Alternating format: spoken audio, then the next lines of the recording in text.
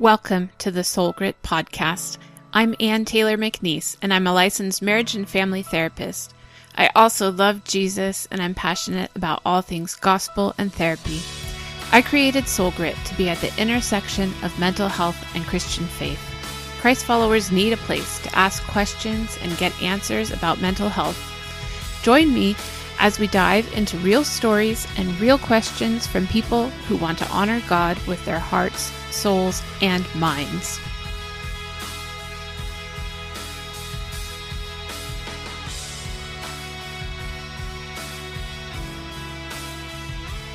Hi, welcome back to the Soul Grit podcast. This is Ann, and I'm here today with Sam Feeney. And Sam, I met through a Facebook group that we have for Christian podcasts. And the reason why I invited Sam to come talk to us today is because I had been thinking lately, we've talked about different kinds of counseling, different kinds of coaching, whether that's pastoral counseling or life coaching, different kinds of ways that you can get people to help. And I had been thinking in my mind, we should have somebody come and talk about careers. And then Sam had this post, hey, I've written this book. I'm a Christian author, and I've written this book called The Career Factors. And so, Sam, welcome to the Soul Grit podcast.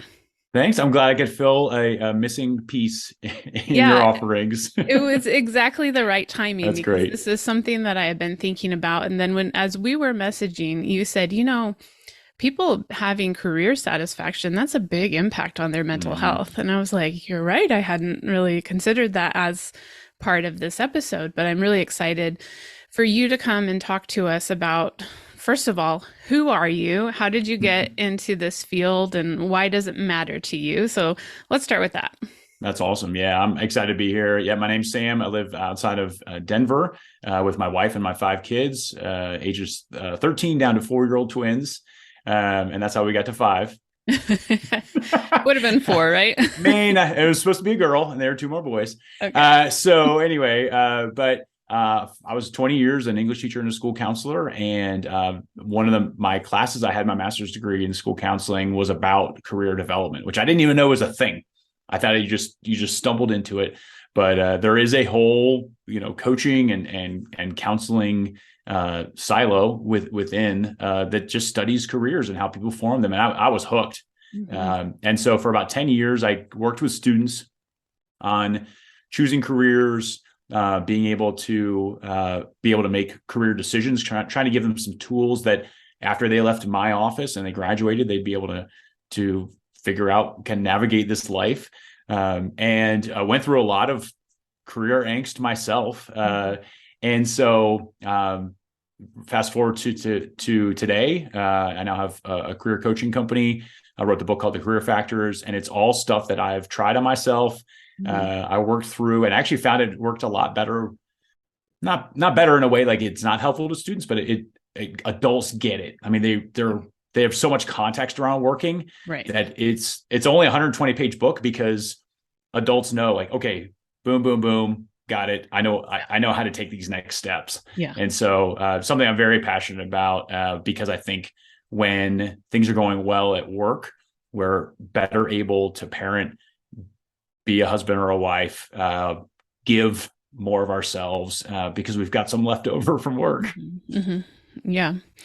I was just thinking that as you were talking, maybe even before we hit record, I was one of those students who thought, well, to have a good career, you go to a good college and you do well in the college, and then ta-da, magically you will have a good career. And when I went to Stanford, and so I really felt like, well, I can do whatever I need to do because I have this fancy paper. And when I got out, I could not find a job. And I started working in a bakery for $8 an hour. I mean, back when minimum wage was $8, And I got up at the butt crack of dawn every morning to go sell pastries to people, thinking, what has gone wrong in my life that I graduated from Stanford and now I'm doing this? And, I love the career that I have now, but it took a lot of development and a lot of different steps to get to where I'm at. So talk to me a little bit more about people who, maybe haven't thought that much about their career, or don't know how to coach their kids into a career. Sure. Yeah. And there's a lot of different ways to look at this. I think we start kind of with a particular premise. We're given it by our family or by those around us of what work is. Yeah. And so I remember this when I really just felt unrest at work. Like there's got to be, for me, like there's something more. And my number one career factor is impact. There's 6 career factors. My number one's impact. Mm-hmm. And my impact is not, which yours may be, just because therapists often are, yours may be like deep transformational change with a few clients, over a few months. Mm-hmm. And mine is systems and scale. Like I want to break it down and build it back up again, And so, but I was very limited because I was in a system that was not interested in changing all that much. Right. And so I was kind of like banging my head against the wall, trying to figure out what I'm supposed to do. And so when I think about, where people are in that is, well, some people, when they heard my discontent, they were like, well, shouldn't you just be grateful that you have a job and, you're living indoors and your kids are eating food and all that. And like, okay. So for them, career is just the lowest levels of Maslow's hierarchy. It's just survive. It's just meet your physiological needs. Mm-hmm. And others would say, hey, it's work. It's supposed to be lousy. Like, what do you expect from it? And that's kind of, I felt kind of like a whiny, like brat, like, should I just like be okay? Should I not feel this way about it? But there are so many people who do. And I knew when I would talk to them, I was like, oh my gosh, I'm onto something, because it doesn't have to be this way. And that was just, it took me a while to get to that. But for somebody who is feeling this way, I first want to say it's okay. And it's probably normal that you are feeling the way you're feeling, even though others around you aren't. And that took me a while to get used to. Mm-hmm. Yeah, one of the things that I notice as I look around at friends and family members, and there's some people who can take just the smallest idea and turn it into a profitable business. And there's others that seem like, gosh, if I wasn't doing the thing that I've gone to college to do, I don't know what I would do. I have no other ideas, Right. And so it's different. Like different people develop that differently, but I have wished that there was somebody to kind of walk alongside and say, hey, if you weren't doing this, could you do this? Like, how would you use your gifts or your passions in that way? So why don't you tell us about what are the career factors? Sure. And I actually want to lead in with one thing that's different. And I think it's a paradigm shift that a lot of people need. There is an upcoming book called The Career Factors for Students, which I'm hoping for a June 1 release of. So I'm going to give you a little bit of a preview of that. Great. But the difference that the track that you and I took, which was, go to school, try to get into a school that would impress people you haven't met yet, which is that was the only criterion I used to go to college. But the career part, I was faced with the daunting challenge of what I call career selection when I was in high school. Okay. And what it does in effect is it forces you to hit a particular spot on a dartboard. Mm-hmm. And then that's where you got to go. Yeah. What I teach, especially students, but I actually teach the adults this because I need to kind of reframe and kind of break that mold a little bit. I teach career direction instead. Okay. And what I say is, think about these. If I choose, I'm going to be a doctor. Okay. And I choose that with a career selection mindset. If something happens and in third semester of college, I hit organic chemistry and I realize I am not going to be a doctor. Okay. All right. The exact same. It was the first semester, but yeah, that happened to me. I was going to be a doctor. Okay. So go. If I'm career selection minded, I have an existential crisis where I have to go back to zero and start all the way over. What I teach students in particular, students in high school or students in college, is how to use career direction as a mindset for being a doctor. Okay. And then what I teach them with the career factors is, how do you pick your compass points? Okay. So if I know I'm going to be a doctor because I'm traveling north by northwest, and I'm traveling north by northwest because of these 2 or 3 career motivators that are internally driven, I hit organic chemistry and I sidestep to another related field that still fuels the things that make me tick as far as my career. And I don't even blink. Okay. I'm on, and I'm probably excited because I don't have to pay for as much school. So right, Yeah. that difference in mindset will free you up. And I remember so well when I would coach kids on this as a school counselor. I said, some people are going to ask you, hey, what do you want to do after high school? And they're like, yeah, like it's like this 35-year question they've got to get right. Right. Because you only ever have one job, right? Like, what? I don't know, these paradigms are operating. You used to, right? That right. used That's what I'm to saying. Right. You don't, like, it's not. So I Mhm. just say, hey, what do you want to do next? And man, you should see the relief. Like, oh, Yeah. I might actually be able to answer that question as a kid, or even now when I coach adults. Like, oh, this isn't drying cement that I have to make a decision on. Mhm. This is something I can work with and mold to my own. And so my buddy and I, who does the career coaching for students with me, Chris, we talk about from whatever point we are, let's say you're in California and you want to head east. Yeah. If you head east and you stop in Arizona, you've still headed east. If you stop in Kansas, you've still headed east. You're not thinking, oh, if I don't get to that other coast, Yeah. I've messed up. Mhm. And it just allows people to think differently about that. So that's just, I wanted to throw that in there because I think people come into career coaching with broken paradigms. Right.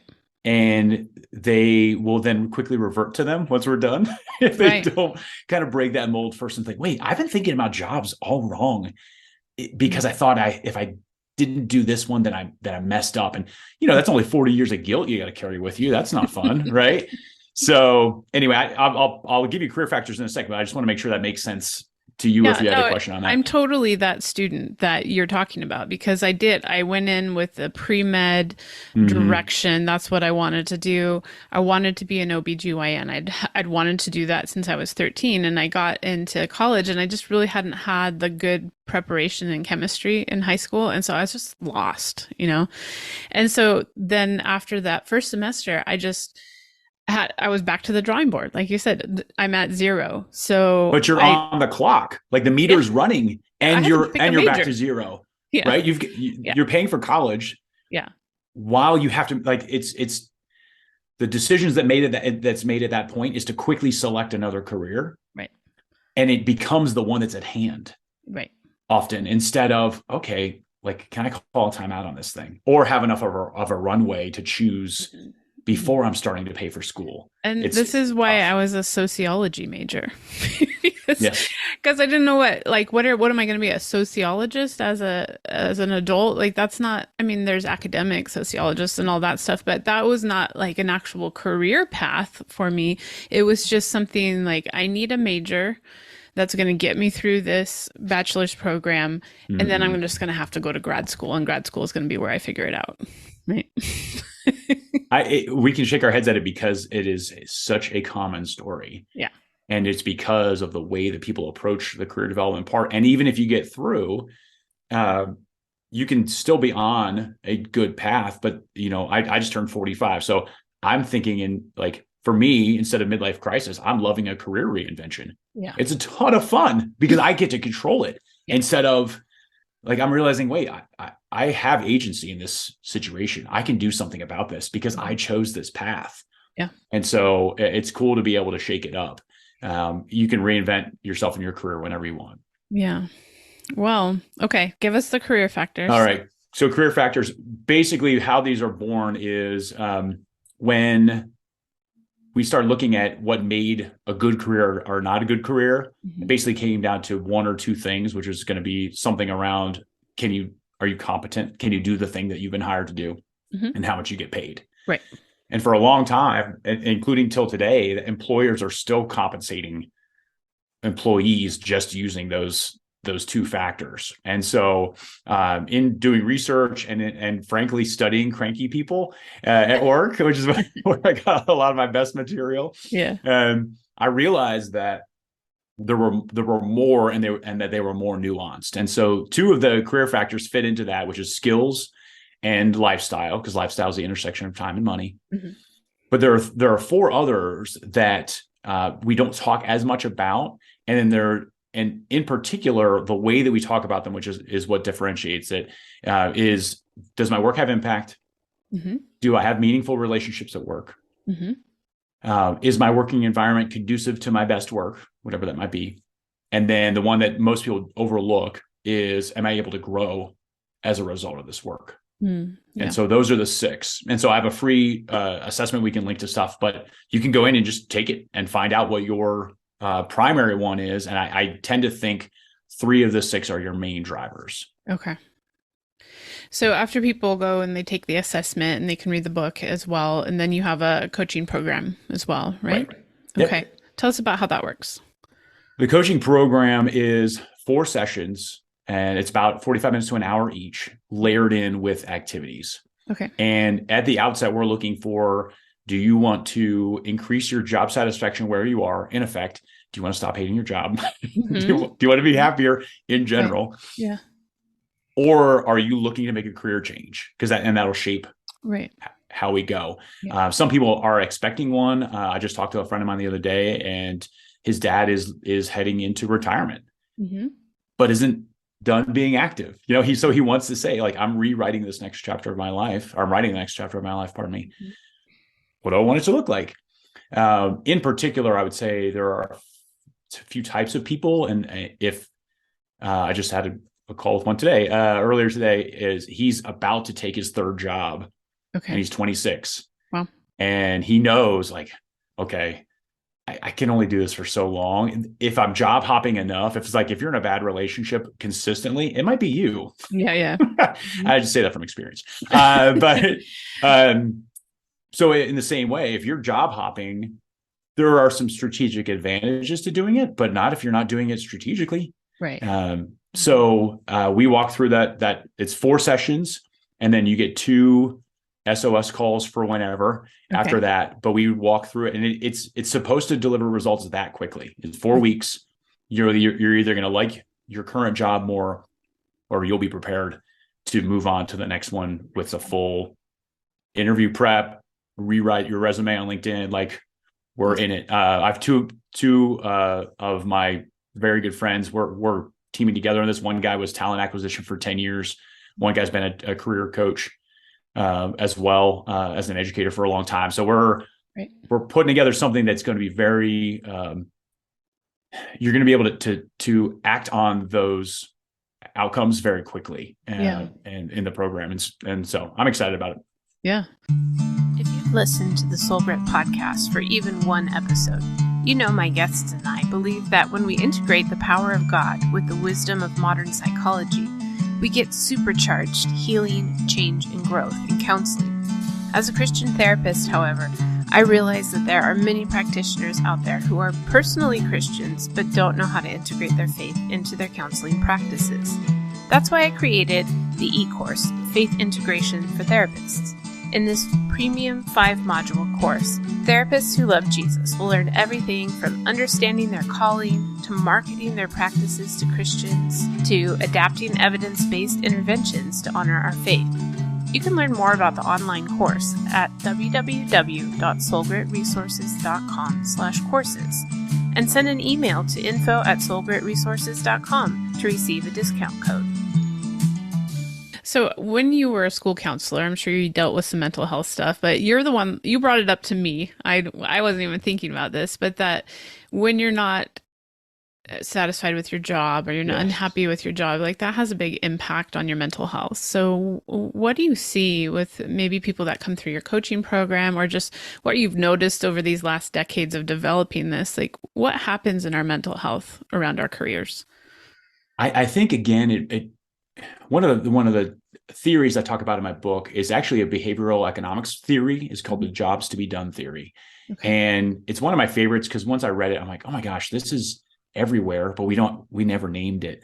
In effect, it says in behavioral economics, it says if whatever you buy, let's say we both have fancy pants microphones, right? Whatever you buy, you're buying to do a job for you. Mm-hmm.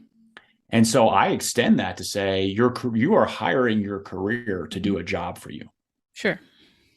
Those needs unmet create, at minimum, a desire but usually frustration. And the hardest part where this comes in is because very few of us actually know what we're hiring our jobs to do for us. And that's what we do through the Career Factors coaching program. And you can do the book is, I mean, just get the book.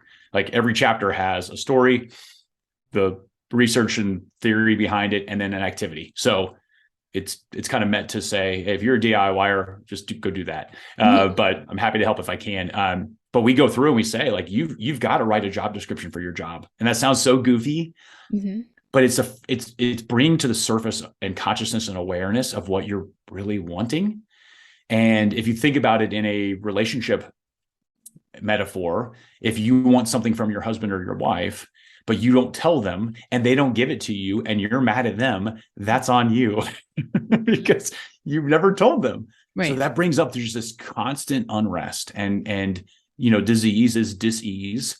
You're just not, you're feeling unsettled a lot of the time. And so you see this, Gallup is phenomenal at their surveys for workplace, everything. There are connections between employee engagement and well-being are just, they've got data for years on it, literally, on how that connection, how well-being, I think, is the shortest distance between, career is the shortest distance between your well-being improving and where you are right now. If you could turn that.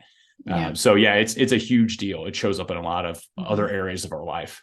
Yeah, I kind of wonder if it's like a chicken and egg situation. Like what I deal with mostly is anxiety and depression, and think that's across the board with most Americans. If you're going to go see a counselor, it's going to be that or relationships, So I kind of wonder, is an underlying depression or anxiety causing problems at work, or this, like what you're saying, not identifying and improving your situation at work, causing anxiety and depression, Yeah. I think one of the key components that I build in my coaching program is a sense of agency. And I think that's one of the keys to being able to battle depression, because depression feels like I'm drowning, and earlier was just walking around, like all of a sudden I'm walking to an ocean that I can't find my way out. And your metaphors, I'm sure, are much better, but anyway, that's okay. I like it. Yeah. All right. Can't breathe. But it's so external. And so what I help my coaching clients do is internalize at least a very small part of it. And so let's say your number one career factors, relationships. But for you, work is lousy. So we bring back to the surface, hey, you've got this one that for you, according to the diagnostic, is really high. Is there something that you could do to foster a better relationship with one person at work this week? Probably. Right. And then it's celebrating a series of small wins. How are we extending? And all of a sudden you're like, okay, I've gone from, I feel like I have no agency over my career satisfaction to I've got like 20 or 30% in this one particular area. Yeah.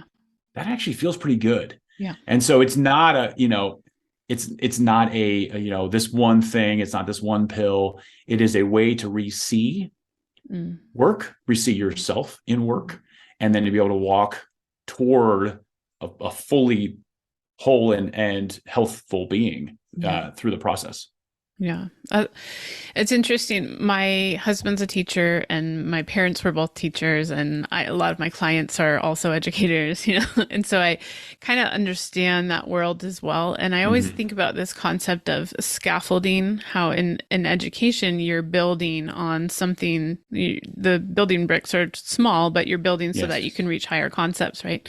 And I think the same applies in a counseling setting, where we have to have some of those small wins, like you're talking about, where we're building confidence, or we're building agency, or we're building just a glimmer of light, maybe, so that you can continue to build up to the higher levels of that scaffold. Yeah, it's so important. And as I've talked about a little bit, one of the things I want to be able to shine the light on is what they've been scaffolded on so far. With today was a conversation with a first timer. So I asked questions around what were the messages you got about career from your family, from school, and what's interesting about it too is this was another, like you and I, you did great in school. Well, if you think back to Carol Dweck's work on mindset, that sometimes is a curse because it means you're not allowed to do bad, right? You can't do, or you've got to stay in a lane of where you've always been competent. So branching out to something new and not knowing, if you introduce the idea of failure, like, oh, I can't do that, even though that might bring career happiness. And so finding, what foundation you currently have built your career on is a good one to think about. And so that way I know which sacred cows to kill. On the whole, I know where my real where the blocks are going to be. Yeah. Okay. So Sam, as a person of faith, how would you say our Christian faith informs this work that you're doing in this area? This is one I'm really trying to figure out. I'm trying to think through, because if you talk to Christians, it's everything from, career is calling to career is the curse. It's and all points in between. It's, this is the result of the fall that we have to work, or we're on this ball of mud to do God's work. But so basically anything south of ministry is not redeemable. So anyway, I'm still working through a bunch of this stuff, but I think, and I even put this in my acknowledgements in my book, and my last acknowledgement is to God, and I'll just read it real quick because I like how I wrote it. Above all, I'm grateful to God, whose gift of vocation often shows up in our careers. And so I want in our calling, I don't think it's always, whatever your job is the thing, but I think it can be a way that we express the thing that God has created us for. So that's what I really want, is we devote so much of our waking hours to a career. I would love to have it be where we can be that city on a hill, like the location of it. Or Gay Hendricks talks in his book, The Big Leap, about the zone of genius. Well, that's put there by God. So where are we using our skills and our passions to the highest and best use? I think the closer we get to that, the closer we get in alignment with the works that God created us for. Yeah. I listen frequently to Tim Keller's sermons on the Gospel and Life podcast. And, he was preaching to Manhattan, this is a center of work in our American culture, right? People go there not because they want to have a beautiful life raising kids in the city. They go there because they have work goals, and that's the place where you can make them a reality, And so he's preaching to people in that context of work is my primary focus. And he has a lot to say about how actually work was there present before the fall. It was good work. It was pleasant. It was fulfilling. It wasn't till after that it was toil, Right. And so how do you redeem that every kind of job, every honorable job is honorable. There's dignity in all of the work. And so I would encourage, if listeners are struggling with some of these issues, of course, I'm going to advise that you get Sam's book and learn about the career factors and maybe even go through the coaching program. But I'd also encourage you to look at that theology of work. I mean, I mentioned Tim Keller. There are other preachers that are talking about how work is redeemed. This is a really big part of who we are and why we're here. And so, Sam, you mentioned to me earlier that sometimes when you're approaching someone and you want to talk about deeper things, like talking about their faith or talking about their marriage or something like that, might be kind of deep, scary waters. Of course, that's what I do all day, so I'm comfortable with it. But that's how they're deep and scary waters. You're what have I done? If a therapist wants to do it, then it's probably scary. No, so that has its place in my counseling office. But what you said was that you can talk to people about their careers as a really easy entry point to be able to talk, because everybody's going to either want to complain about their jobs, complain about their boss, or tell you what great thing they're doing next in their job, So it is a point of connection for people, whether that's you're wanting to connect because you're motivated by your faith or because you just love people, and hopefully it's both, Right. Absolutely. And to be able to kind of have your own ideas of work and your own, it's one of the easiest things to get into the, one, I only talk about work, right? Because I'm a guy. It's I'll talk about work with my kids, if they're playing sports. Right. But the other part of it is I to bring up something that's going well at work, there's that, particularly in certain settings, the tendency is to go downhill, and like, oh, well, this and this and this, and the whole thing. Complaints. So it's interesting to note that, where you see, all the different parts of our lives, most of them are 1 degree removed. Like, you don't get to talk very often. Even like, I lead a small group at church, like even our small group, it's usually kids, job. Right. And we're just keeping there. But, when we get a chance to have dinner with friends, and we can actually dig in a little bit deeper and go there. But yeah, the career part is one of the things that we'll most readily offer. Mm-hmm. And it's fun to see that part. And that's actually kind of like a sneaky way that I'm trying to help people and get into their lives. Not only does career bleed into so many other areas of our lives, but it's also the invitation most readily extended to someone is, hey, I'll talk to you about my career. I'm willing to admit that I'm not happy at my job. We do that. We check that box, and then we can say, hey, is there something more? Can we dig deeper? Yeah. Is there something else that we can help with? And so that's a kind of like a pet project mission I'm on, particularly with dads, to be able to say, hey, your career is affecting your ability to parent well, to be the example for your kids that you want to be. Mm-hmm. So let's tackle that first, and then maybe we talk about parenting. I don't know. Yeah. Well, say more about that real quick, because how do you think for a dad, if he's not loving his career, he's not doing well in his career, like how is that affecting his parenting? Well, and unfortunately, generationally, what we pass on to our kids, like, example is permission. Okay. And if my kid sees me do X, that's when I left my job about 2 years ago, because I wanted to be able to tell my kids, you can do whatever you want. You can make choice, like, you are in control.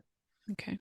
And I know, particularly my oldest, who's 13, their meter on whether or not you're telling them the truth is real high. And so I can give them some messages about what I've been given as far as what career is. Mm-hmm. But if I'm not willing to live it out, and I think that's where I start, and I've seen this in a lot of dads, I start to lose that credibility with my kids fastest, because it's the thing where, okay, you're going to tell me to do X, Y, and Z. How's that going for you? Why would you tell me to do the same thing you just did? And again, like, that's why I'm trying to really shake up the way people think about this stuff, so that we can say, hey, this is a path I went down. Maybe that wasn't the best. Here's a new way to think about it. That maybe even, I've had this before with working with students, and the parents are like, hey, I'm about ready for a reset. Can we do what you're doing with my kid as well? And it's fun to see that, the reawakened energy of it. I have a story about it real quick, if you got a minute. Sure. Yeah, let's do it. I had a student in 9th and 10th grade, not, just normal, average, whatever. 11th grade started kind of acting out. By 12th grade, I think January of his senior year, he had been arrested for selling drugs. He had stolen a car. It was just off the rails. And this is, some kids just always do that. So you're like, okay. But this kid he went from 0 to 60 pretty quick. Real quick. So we had him come in, the assistant principal and I and his parents, just to address the school behavior. So we're like, you're going to get locked up out there. Like, that's not our thing. But we're going to talk about some of the school stuff. And just said, like, what happened? Like, what's going on? And he said, every day I see my parents go to work, they come home, they eat dinner, they watch TV, they go to bed, and they do the same thing the next day. Mm-hmm. I figure I've got until maybe I'm 25 until that's me. Mm-hmm. So I may as well have fun now. Wow. And I'm like, that, one, great self-awareness. Two, is that what my kid's going to think about me? Like, that can't be it. Mm-hmm. And that guy is always running through my mind. What would he say about my life right now? Yeah. And so that's just been that charge for me. Again, that started with where we got, like, that's always been this internal, like, something, there's got to be something more. Mm-hmm. And that was one of the stories that led me to say, I've got to go find those other people who feel that way and say, let's do it differently. Yeah, that's great. What are some of the resources that you would point out to people? I mean, of course, I said we're going to buy your book. And then what else are you I using to love, inform that?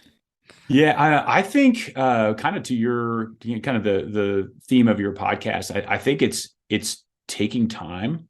My pastor just I think 2 weeks ago talked about he kind of like a throwaway line probably for him, but he's like, "Did you realize that God didn't speak to Moses until from the burning bush until he turned aside, and that we don't do a lot of turning aside?" Mm. And I think that's why I've been able to. I'm not great at it, but I've been able to lean into that unrest and not think of it as a bad thing that needs to be quelled. But so I would just say, grab a journal. That's like a resource, something that's blank, because you have a lot of thoughts that you need to pour out around that. Yeah, mine are very practical. Like start watching people who like their jobs. Okay. And start just asking them, interview them just as hey, how'd you do this? Or like, what do you like about what you're doing? The Career Factors assessment, as I said, it's free. Just the careerfactorsbook.com. And you can just go take it and find out for yourself and start to, like, I want you to craft a new way to look at work and have that lens. So you say, oh, you know what? Mine's growth. I have not pursued growth at my job. I'll bet you, and your HR manager will tell you, there are millions of them. They pay for them. They're just sitting there on the digital shelf collecting dust. Okay. There are so many opportunities for growth in your current job, but you just didn't know it. So finding out what that is, starting to unearth what really makes you tick at work is a big deal. Yeah, good.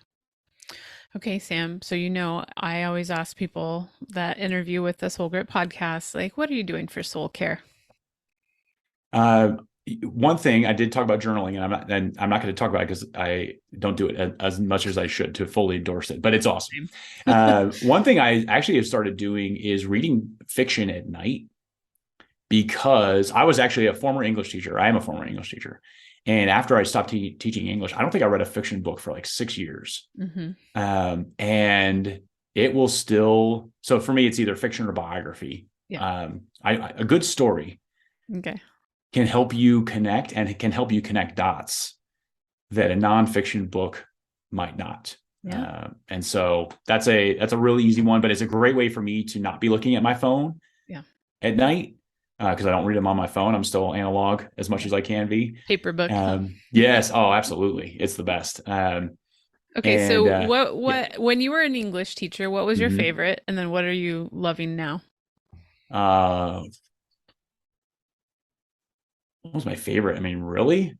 I mean, I read them all so many times. Yeah. But they all fell out of favor for me. Okay. Well, here's what I loved was I loved every Friday, especially my seniors, we would do a journal topic that was related to it. Okay. And we very rarely got to the book those days because it was something about, like, I remember one, like when I was teaching Hamlet, and it was just write 5 minutes about your relationship with your dad. Well, let's go. And then we just get into it. And so when you teach English with a master's degree in counseling, it is a lot of fun. That's a little so different. I would say, one of my favorite books all time is My Losing Season by Pat Conroy. Okay. Talks about his basketball career at the Citadel. Okay. And I coached basketball, and is just raw and real and very, very good. So that's okay. So that's not even fiction. That's biography. Okay. Dang it. I wish I would have had this question prepped so I could give you the right answer, whatever that is. And I'll tell you a current favorite book that I will throw in my resources list that I forgot, but is the thing that actually got me on this whole career journey to begin with. It's Let Your Life Speak by Parker Palmer. Okay. It's super short, 6 chapters. Even the chapter 4, which is about how to deal with depression, doesn't feel like it fits until you read the whole thing. You're like, oh my gosh, this is a gem. So that set me off on my career development journey. And is a go-to when I'm thinking through what do I really want to help people do? I want to help them let their life speak because it's already speaking. I'm not giving you anything new. I'm not putting new info in. I'm putting you in new ways for you to see what you already have at hand. Mm-hmm. That's really great. I'm going to put that on my list. Do it. It's great. Yeah, I really enjoy it. Okay, good. Well, tell everybody where they can find you.